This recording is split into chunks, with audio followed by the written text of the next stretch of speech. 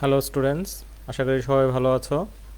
Microcontroller and embedded সিস্টেমের online ক্লাসে সবাইকে স্বাগত জানাচ্ছি। আমি Mohammad Ariful Islam, instructor electronics, Sylhet polytechnic institute. আহ, আমরা যদিও আমাদের থিওরিগুলো কমপ্লিট করে ফেলেছি এবং পাশাপাশি 3টা ল্যাব ক্লাসও কমপ্লিট করে ফেলেছি, তারপরও কর্তৃপক্ষ আমাদেরকে ক্লাসটা কন্টিনিউ করতে বলছে।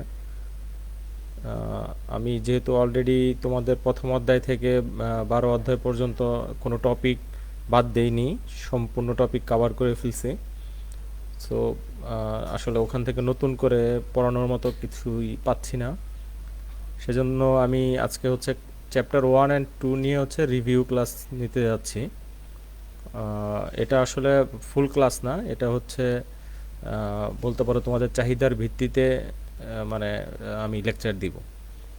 চ্যাপ্টার 1-এর টপিকগুলো সম্পর্কে তোমরা জানো যে এখানে ছিল মাইক্রো কন্ট্রোলার অ্যান্ড মাইক্রো প্রসেসরের সংজ্ঞা, তারপরে একটা বেসিক মাইক্রো কন্ট্রোলারের কী কী বিল্ডিং ব্লক থাকে, তারপরে মাইক্রো প্রসেসর আর মাইক্রো কন্ট্রোলারের তফাৎ যেটা কম্পেয়ার করা, তারপরে ছিল mention the type of micro কন্ট্রোলারের ধরন।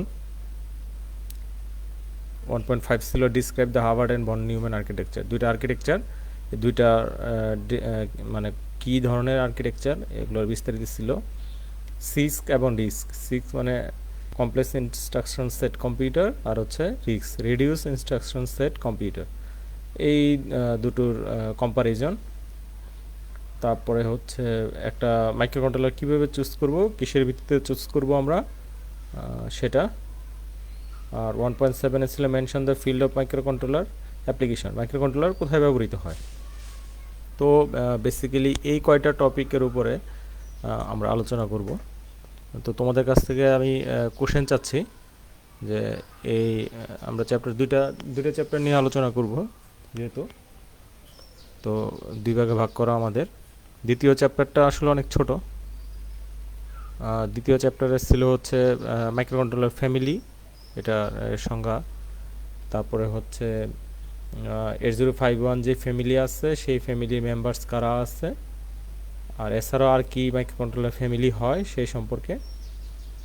তারপরে ছিল খুবই গুরুত্বপূর্ণ 8051 মাইক্রো কন্ট্রোলারের ফিচারগুলো, এবং 8051 মাইক্রো কন্ট্রোলারের সাথে যে আরও কিছু মাইক্রো কন্ট্রোলার আছে তার কাছাকাছি সমতুল্য, সেগুলোর কম্পারিজন। তো তোমরা কোশ্চেন করো, আমি চেষ্টা করি অ্যান্সার দেওয়ার জন্য। কেমন?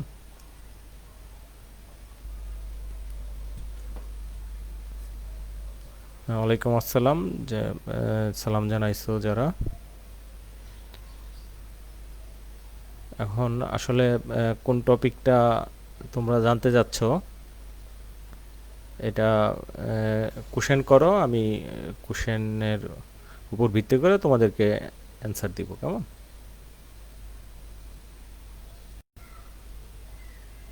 যদি কোনো টপিক না বুঝে থাকো ওখান থেকে, তাহলে স্পেসিফিক ওই টপিকটার উপরে কোশ্চেন করো।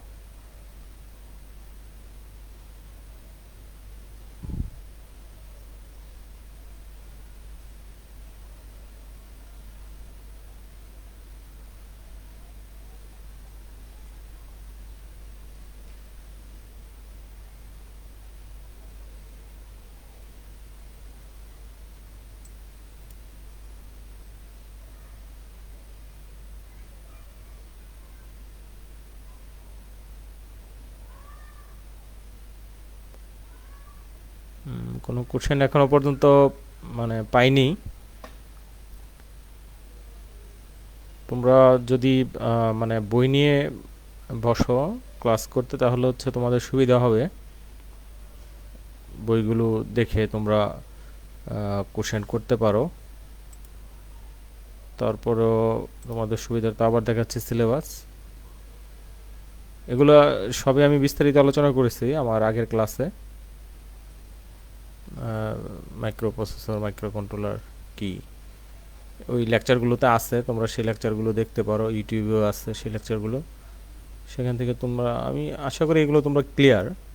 তারপরেও অনেকে হয়তো ওই লেকচার না দেখে থাকতে পারো, বা তখন হয়তো ভালো করে বুঝতে পারো নাই। তো এখন হচ্ছে সেই সুযোগটা, তোমরা এই চ্যাপ্টার 1 এবং 2 এর উপরে কোশ্চেন করলে আমি অ্যান্সার দিব। আলামিন, হ্যাঁ, ওয়ালাইকুম আসসালাম। আমি হচ্ছে কোশ্চেন চাচ্ছি, মেইনলি কোশ্চেন চাচ্ছি। আচ্ছা, হাবিবুর রহমান স্যার কবে, আচ্ছা কবে কবে কখন কখন ক্লাস হয়? তুমি আসলে অনেক লেট করে ফেলছো। আমাদের বুধবারে ইলেকট্রনিক্সের ক্লাস হয়, হতো, এখনো হয়। আমরা তো অনেক দিন যাবৎ ক্লাস নিচ্ছি, প্রায় 4-5 মাস যাবৎ ক্লাস নিচ্ছি। বুধবারে আমাদের ক্লাসগুলো হয় ইলেকট্রনিক্সের আর কি। আর আমার ক্লাসটা হয় হচ্ছে বুধবার দিন 12:30টায়। আমরা কিন্তু থিওরি ক্লাস কমপ্লিট করে ফেলছি, প্লাস 3টে প্র্যাকটিক্যালও কমপ্লিট করে ফেলছি। তো এখন হচ্ছে রিভিউ ক্লাসে আছি। আমি তোমাদের কাছ থেকে কোশ্চেন চাচ্ছি, কেমন? তোমাদের কাছ থেকে কোশ্চেন চাচ্ছি, কোশ্চেন করো, তাহলে হচ্ছে আমরা অ্যান্সার দিতে পারবো।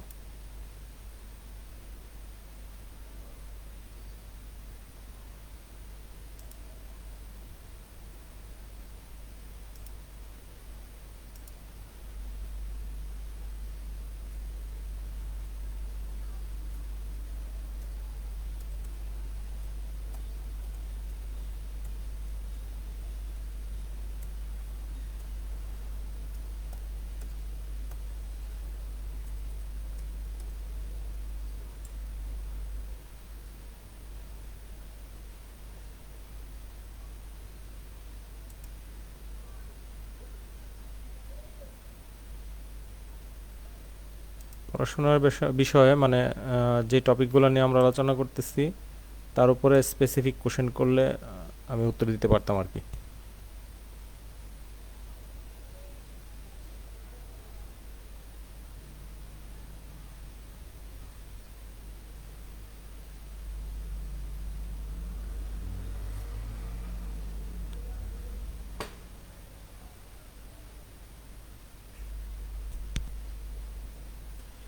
যারা নিয়মিত ক্লাস করছো তারা তো আহ, আসলে কিছু কোশ্চেন করার কথা ছিল, তাদের কাছ থেকে কোশ্চেন পাচ্ছি না।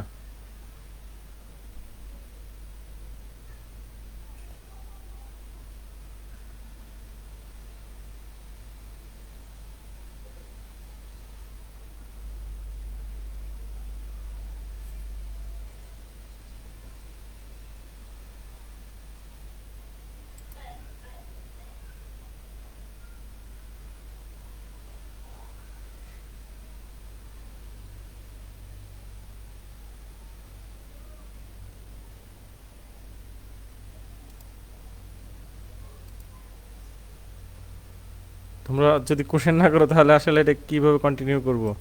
তোমাদের কাছ থেকে কোশ্চেন চাচ্ছিলাম।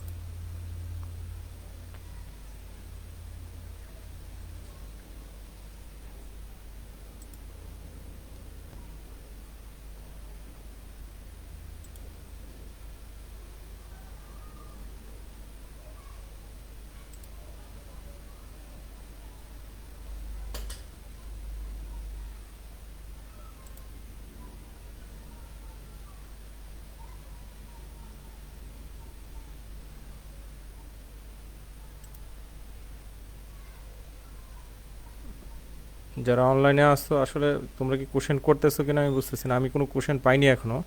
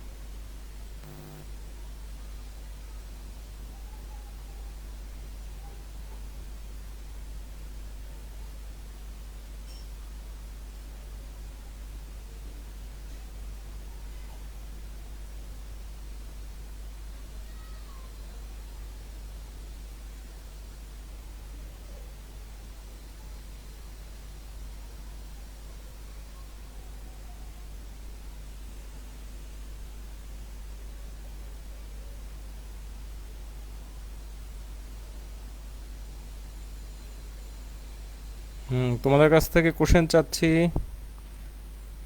আহ, হ্যাঁ, একজন কোশ্চেন করছে স্যার হার্ভার্ড অ্যান্ড, আচ্ছা এটা ভন নিউম্যান হবে, Harvard and von Neumann architecture সম্পর্কে বলেন। আচ্ছা, হার্ভার্ড আর্কিটেকচার তোমরা নাম শুনে থাকবা, যে প্রথম দিকে যখন কম্পিউটার তৈরি হচ্ছিল তখন হার্ভার্ড বিশ্ববিদ্যালয় কিন্তু এই কম্পিউটার আর্কিটেকচারগুলো নিয়ে অনেক কাজ করছে। তো তার মধ্যে হার্ভার্ড আর্কিটেকচারটা ছিল একটা অ্যাডভান্স লেভেলের আর্কিটেকচার। সেখান থেকে আচ্ছা চ্যাপ্টার ওয়ানটা আমাদের বের করি আমি।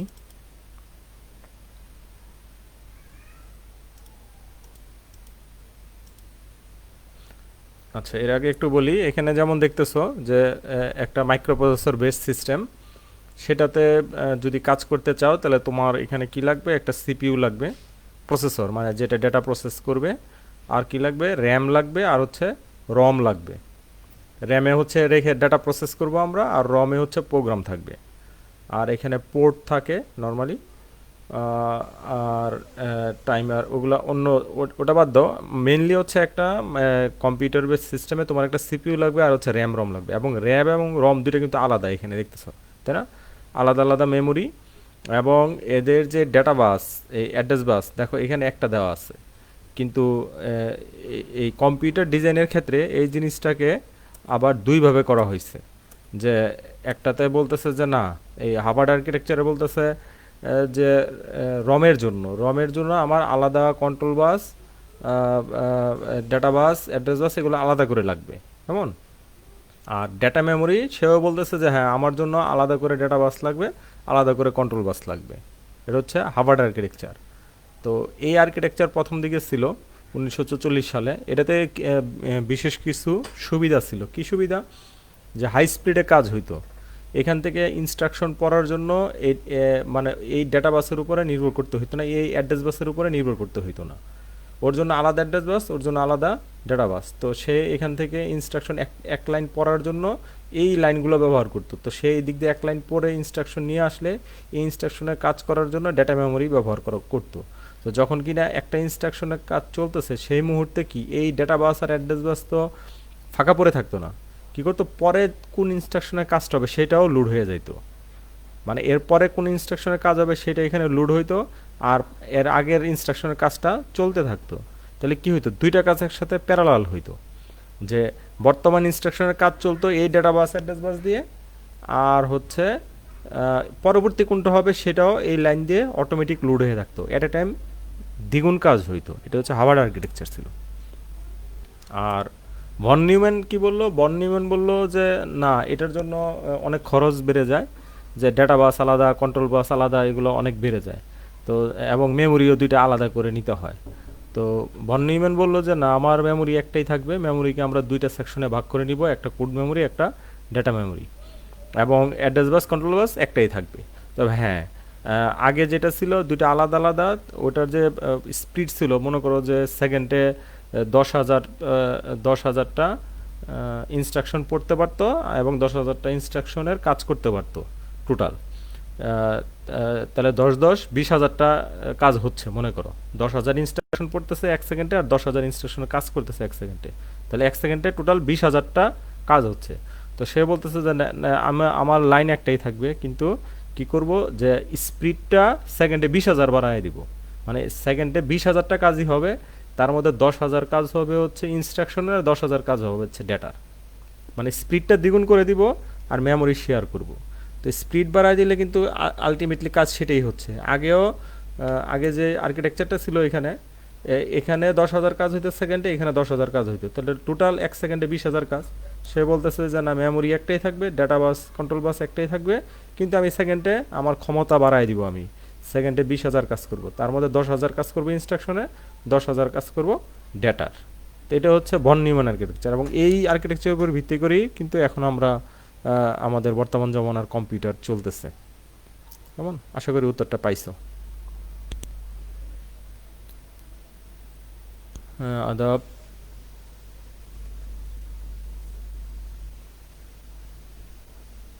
শামসুন্নাহর ওয়ালাইকুম আসসালাম। হ্যাঁ, তোমাদের কাছ থেকে কোশ্চেন চাচ্ছি, কোশ্চেন যেহেতু রিভিউ ক্লাস, তোমাদের এটা বিরাট সুযোগ যে এখান থেকে তোমরা তোমাদের আহ, উত্তরগুলো নিতে পারো। তোমাদের কোশ্চেনটা যে ক্লাসরুমে যে ধরনের হয়, টিচার সামনে থাকে, টিচারকে তোমরা কোশ্চেন করে তোমাদের এটা যেটা বুঝতেছো না সেটা বুঝে নিতে পারো।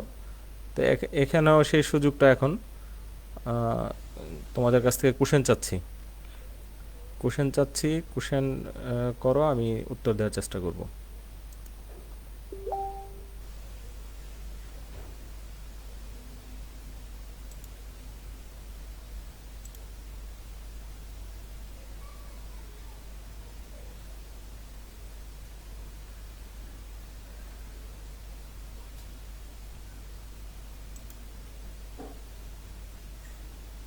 ওয়েলকাম। আরও কোশ্চেন করো।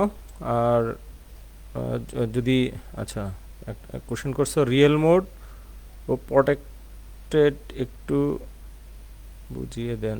আসলে তোমার কোশ্চেনটা আমি ক্লিয়ার না Arjun. Real mode and protected একটু বুঝিয়ে দেন। এটা কিসের, আসলে কোন সাবজেক্ট? আমরা কিন্তু মাইক্রো কন্ট্রোলার পড়তেছি প্রথম অধ্যায় এবং দ্বিতীয় অধ্যায়, কেমন?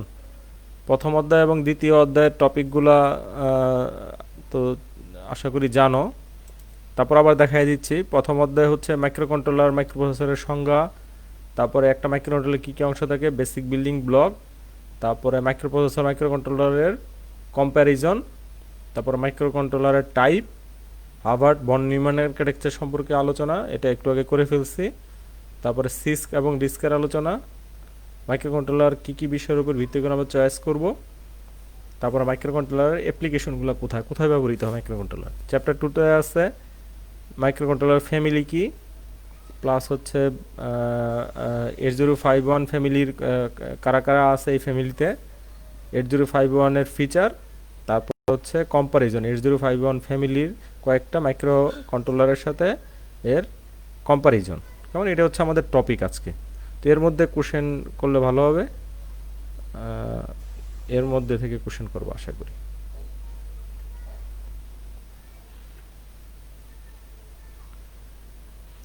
আচ্ছা, একজন কোশ্চেন, রতন কোশ্চেন করছে হচ্ছে মাইক্রো কন্ট্রোলার মাল্টিটাস্কিং কি আর কিভাবে ব্যবহার করব। আচ্ছা, এটা একটা যদি এই চ্যাপ্টারের অংশ না, তারপরে এটা রিলেভেন্ট কোশ্চেন, উত্তরটা দিচ্ছি। মাল্টিটাস্কিং বলতে তো তুমি বুঝো, মাল্টিটাস্কিং হচ্ছে একই টাইমে দুইটা কাজ একের অধিক কাজ চালানো, কেমন? তো মাইক্রো কন্ট্রোলার মাল্টিটাস্কিং হয় কোথায় হয়? ধরো তুমি একটা প্রোগ্রাম রান করতেছো। তোমাকে একটা একদম রিয়েল লাইফ এক্সাম্পল দিই, যেমন ধরো ঘড়ি। তো ঘড়িতে কি হয়, মাইক্রো কন্ট্রোলার দিয়ে তুমি যদি ঘড়ি ডিজাইন করো, তাহলে সে কিন্তু ওই যে করে টাইমার দিয়ে হচ্ছে টাইমটা কাউন্ট করে, প্রতি সেকেন্ডের সময়টা প্রতি 1 সেকেন্ডে কি হয়, এলইডি দিয়ে দেখবো, এলইডি ঘড়িগুলোর সেকেন্ড পরিবর্তন হচ্ছে, এটা প্রতি সেকেন্ডে সে টাইমার দিয়ে টাইম কাউন্ট করে এবং হচ্ছে একটা ইন্টারাপ্টের মাধ্যমে ওই ডিসপ্লেতে সেই পরিবর্তনটা দেখায়। তো এই ক্ষেত্রে ডিসপ্লে করার জন্য মাইক্রো কন্ট্রোলার দিয়ে এলইডি ডিসপ্লে চালানোর জন্য এখানে কিন্তু আলাদা প্রোগ্রাম একটা আছে, কেমন? যার মাধ্যমে হচ্ছে তুমি এই এলইডি ডিসপ্লেটা দেখাও যে কয়টা বাজে। আর ওইদিকে দেখো যে টাইমার টাইমার কিন্তু সে নিজে নিজে চলতেছে, সে নিজে নিজে ক্লক পালস দিয়ে চলতেছে। ইন্টারাপ্ট হইলেই তুমি সেটা কাজ করতেছো, তাহলে এটা কিন্তু একটা প্যারালাল প্রসেস, এটা মাল্টিটাস্কিং চলতেছে, একাধিক কাজ চলতেছে। যে মাইক্রো কন্ট্রোলার এদিক দিয়ে ডিসপ্লেকে ড্রাইভ দিচ্ছে, পাশাপাশি ওই দিক দিয়ে তার ইন্টারনালি কি করতেছে, ইন্টারনালি হচ্ছে তোমার টাইমার চলতেছে। তো এটা একটা মাল্টিটাস্কিং, কেমন? তো এটা ইউজ করা তো বুঝতেই পারছো, তুমি যখন টাইমার ইউজ করবা তখন তো এটা ইউজই হচ্ছে, অটোমেটিক মাল্টিটাস্কিংটা হয়ে যাচ্ছে। আর এখানে আরেকটা কোশ্চেন বলি, তুমি সেটা সেটা ক্লিয়ার কিনা আমি জানি, তুমি ওই কোশ্চেনটা করছো কিনা, তারপরে যেহেতু কোশ্চেন করছো এর সাথে রিলেটেড, তো আমি সেটা বলতেছি। সেটা হচ্ছে তুমি যখন 7 সেগমেন্ট ডিসপ্লে, হ্যাঁ আচ্ছা, অষ্টম অধ্যায়, আচ্ছা আচ্ছা ঠিক আছে। তো তুমি যখন 7 সেগমেন্ট ডিসপ্লে করবে, মানে ড্রাইভ দিবে 7 সেগমেন্ট ডিসপ্লেতে, তথ্য দেখা যাচ্ছে থাক, মানে দেখাবে, তখন তো নর্মালি একটা পোর্টে একটা ডিসপ্লে লাগানো হয়, তাই না? তো তুমি যদি চাও যে না আমি হ্যাঁ একটা একটা ডিসপ্লে দিয়ে তো তুমি কত 0 থেকে 9 পর্যন্ত দেখাইতে পারো, তুমি 11 12 13 বা এরকম একের অধিক সংখ্যা তো তুমি দেখাইতে পারতেছো না। তো সেই ক্ষেত্রে কি করতে হবে, তুমি হয়তো আরেকটা সেগমেন্ট ব্যবহার করবে, আরেকটা পোর্টে, পোর্ট ওয়ানে একটা, পোর্ট টুতে আরেকটা, পোর্ট থ্রিতে একটা, বা সর্বোচ্চ পোর্ট ফোরে একটা, চারটা ডিসপ্লে, কিন্তু এর চেয়ে বেশি তো আর ব্যবহার করতে পারবে না। তাহলে এটা আসলে লজিক্যাল না। তখন কি করা হয়, ডেটা বাস একটাই থাকে, অর্থাৎ একটা পোর্ট দিয়ে হচ্ছে ডেটা আসবে, আর সেগমেন্টগুলোকে কি করা হয়, এই যে মানে মাল্টিপ্লেক্সিং করা হয়। এটা মাল্টি টাস্কিং না, এটাকে বলে মাল্টিপ্লেক্সিং। কেমন, যে টাইমটাকে ভাগ করে নিব 7 সেগমেন্ট ডিসপ্লেগুলোকে কন্ট্রোল সিগন্যালের মাধ্যমে, যে ডেটা বাস দিয়ে একই রকম ডেটা আসবে কিন্তু সব সেগমেন্টে দেখাবে না, একটা সেগমেন্টে দেখাবে আর বাকি সেগমেন্টগুলো বন্ধ থাকবে। ধরো তুমি কি দেখাতে যাচ্ছ, 12 দেখাতে যাচ্ছ, তাহলে দুইটা সেগমেন্ট, তাহলে একটা সেগমেন্টে 1 দেখাবে আর একটা সেগমেন্টে 2 দেখাবে। তো ডেটা বাস দিয়ে যখন 1 আসবে তখন এই প্রথম সেগমেন্টের জ্বলবে, দ্বিতীয় সেগমেন্ট বন্ধ থাকবে। আর ডেটা বাস দিয়ে যখন 2 আসবে তখন দ্বিতীয় সেগমেন্ট জ্বলবে, প্রথম সেগমেন্ট বন্ধ থাকবে। তাহলে এই যে ব্যাপারটা, যে 2 সেগমেন্টের জন্য 2 ধরনের ডেটা দিব এবং এটা টাইমটাকে ভাগ করে দিব, এটাকেই বলে হচ্ছে মাল্টিপ্লেক্সিং। কেমন, তো এটা কিভাবে ব্যবহার করতে হয় এটা আসলে আমাদের এই মাইক্রোকন্ট্রোলার টপিকের মধ্যে নাই। এটা গুগলে সার্চ করলে তোমরা পাবা। এর জন্য আরেকটা পোর্ট ব্যবহার করা হয় হচ্ছে কন্ট্রোল সিগন্যাল হিসাবে, মানে ওই সেগমেন্ট অন অফ করার জন্য। ডেটা বাস হিসাবে একটা পোর্ট ব্যবহার করে, ধরো পোর্ট 1 ব্যবহার করতেছে ডেটা বাস হিসাবে, আবার পোর্ট 2 পিনগুলো ব্যবহার করা হয় কন্ট্রোল বাস হিসাবে, ওই এলইডি সেগমেন্টগুলোকে অ্যাক্টিভ করার জন্য। যখন প্রথম সেগমেন্টের ডেটা দেখাতে চাই তখন ওই যে প্রত্যেকটা সেগমেন্টের কিন্তু একটা কমন পিন আছে, তাই না? অ্যানোড হোক ক্যাথোড হোক, সেটা একটা কমন পিন আছে, সেই কমন পিনকে নিয়ন্ত্রণ করা হয় আরেকটা পোর্ট দিয়ে। তো ওটাকে বলা হয় মাল্টিপ্লেক্সিং। কেমন,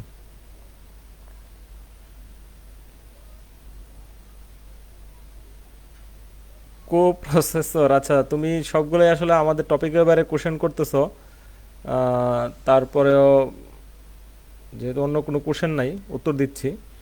কো প্রসেসর, এটার সাথে অনেকটা আছে না, কো ফাউন্ডার, তাই না? যে কোনো একটা প্রতিষ্ঠান কি হয়, কো ফাউন্ডার হয়। কো ফাউন্ডার মানে ফাউন্ডার মানে যে তৈরি করে, কো ফাউন্ডার হচ্ছে তার সহকারী। তো একইভাবে প্রসেসরের সাথে কিন্তু আরেকটা সহকারী প্রসেসর থাকে, সেটাকে বলা হয় কো প্রসেসর। মানে ধরো এই এই ক্ষেত্রে মাইক্রো প্রসেসরের ক্ষেত্রে চিন্তা করো যে সে কি করে, সে ইনস্ট্রাকশন ডিকোড করে, তারপরে এক্সিকিউট করে, তারপর মানে কাজ করে, তাই না? কিন্তু এখানে তুমি যদি একটা ওই আলাদা করে একটা প্রসেসর নাও, বাস ইন্টারফেস ইউনিট, যেমন 8086-এ ব্যবহার করা হয় বাস ইন্টারফেস ইউনিট। বাস ইন্টারফেস ইউনিট কি করে, যে ওই ডাটা বাস, অ্যাড্রেস বাস, কন্ট্রোল বাস, মানে এই বাসগুলার সিস্টেমগুলো মাইক্রোপ্রসেসরকে দেয় না। এটা হচ্ছে ওই যে ম্যাক্সিমাম মোডের ব্যাপার স্যাপার, minimum mode, maximum mode. Minimum মোডে 8086 কী করে, সব কাজ করে, এই ডেটা বাসের কাজ করে, কন্ট্রোল বাসের কাজ করে, আবার ডেটা নিয়েও কাজ করে। কিন্তু তোমার ম্যাক্সিমাম মোডে কি হয়, বাস ইন্টারফেস ইউনিট থাকে, আলাদা একটা বাস ড্রাইভার থাকে, সে কিন্তু কুপ্রসেসরের মতো কাজ করে। সে অ্যাড্রেস বাস, কন্ট্রোল বাস, ডাটা বাস এগুলোর নিয়ন্ত্রণ সে করে, প্রসেসরকে এগুলো নিয়ে মাথা ঘামাইতে হয় না। এই বাস ইন্টারফেস ইউনিট সেটা আলাদা প্রসেসর, সে প্রোগ্রাম মেমোরি থেকে প্রোগ্রাম ইনস্ট্রাকশন লোড করে নিয়ে এসে এই যে ইনস্ট্রাকশন মেমোরিতে ডিকোড করার কাজ, এটা সম্পূর্ণ তার দায়িত্ব।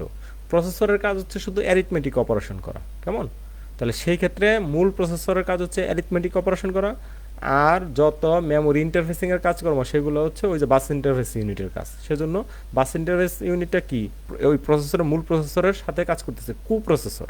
কেমন, তাহলে এই ধরনের অনেক ধরনের প্রসেসর আছে। জিপিইউ প্রসেসরটাও একটা প্রসেসর। আমাদের মোবাইলে প্রসেসরের ভিতরে কি থাকে, প্রসেসর থাকে, জিপিইউ, সেটাও প্রসেসর, সে আলাদা করে গ্রাফিক্স প্রসেস করে।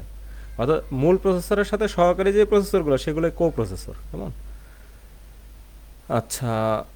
আহ, তারপরে আহ, আর একটা কোশ্চেন করছো তাসমিয়া, যে সিস্ক আর রিস্ক। হ্যাঁ, এটা এটা নিয়ে তো আহ,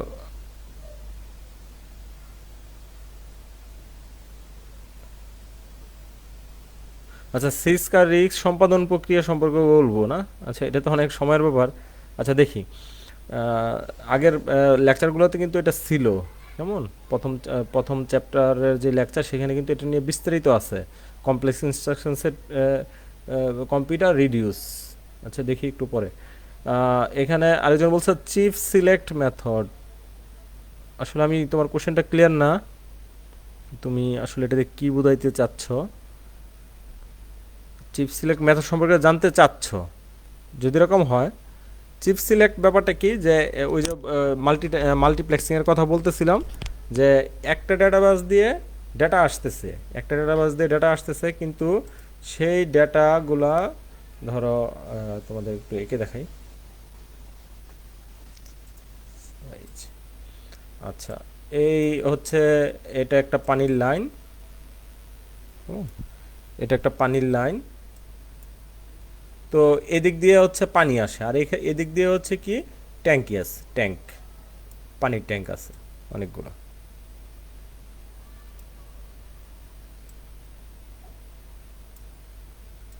তো পানির লাইন, এবং এখান থেকে হচ্ছে কি হয়, এখান থেকে আরেকটা পাইপ দিয়ে এগুলোতে পানি আসার ব্যবস্থা আছে। মাউস দিয়ে আঁকতেছি, খুবই খারাপ। আচ্ছা, তো এখন আমরা তো নর্মালি এখানে কি থাকে, একটা বাল্ব থাকে, তাই না? যে আমরা এখানে একটা বাল্ব থাকে, যার মাধ্যমে মনে করো আমরা পানি সংগ্রহ করতে পারি, অন অফ করতে পারি। তাহলে এই বাল্বগুলো যদি আমরা রিমোটলি কন্ট্রোল করি, মনে করো যে এখানে একটা মোটর লাগাই দিছি, লাগাই দিয়া তারের